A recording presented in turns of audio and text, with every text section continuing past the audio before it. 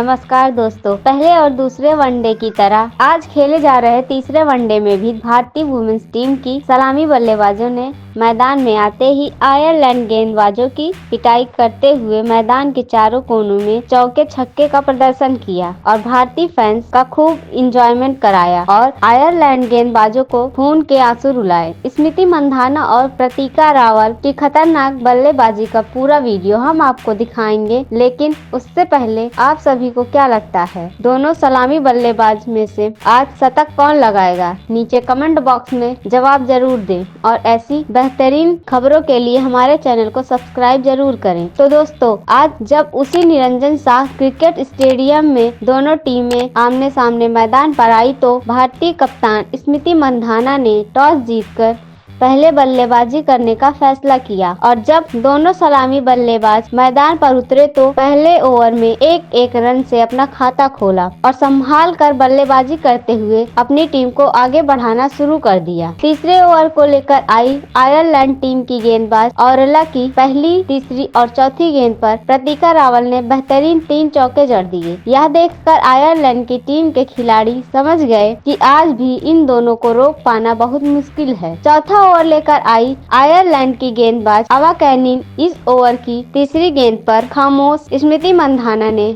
अपना जौहर दिखाना शुरू कर दिया और तीसरी गेंद को चौके में तब्दील कर दिया। 4 ओवर की समाप्ति के बाद भारतीय क्रिकेट टीम बिना विकेट गंवाए 29 रन पर पहुंच चुकी थी। आज प्रतीका रावल को औरला इतनी भा गई कि 5वें ओवर की चौथी और 5वीं गेंद पर प्रतीका रावल ने 2 शानदार चौके जड़ दिए। दोनों की शानदार बल्लेबाजी को देखकर भारतीय खेमे में भी खुशी का माहौल था। 5 ओवर की समाप्ति तक प्रतीका रावल 25 रन बनाकर खेल रही थी। दूसरी तरफ स्मृति मंधाना 12 रन बनाकर खेल रही थी। छठे ओवर में प्रतीका रावल ने अवा कैनिन को अंतिम गेंद पर एक बेहतरीन चौका जड़ दिया। 7वां ओवर लेकर आई आर्लेन केली की तीसरी और 5वीं गेंद पर स्मृति मंधाना ने 2 चौके जड़ दिए। इस तरह भारतीय वुमेन्स टीम के सलामी बल्लेबाज चौके की बरसात करते हुए अपनी टीम को आगे बढ़ा रही थी और आयरलैंड टीम की गेंदबाजों की पिटाई कर रही थी। जब 9वां ओवर लेकर आई आर्लेन केली को स्मृति मंधाना ने चौके और छक्कों की मशीन से पीस दिया और पहले और दूसरे गेंद पर स्मृति मंधाना ने गेंद को हवाई यात्रा कराते हुए बेहतरीन 2 छक्का जड़ दिया और चौथी गेंद पर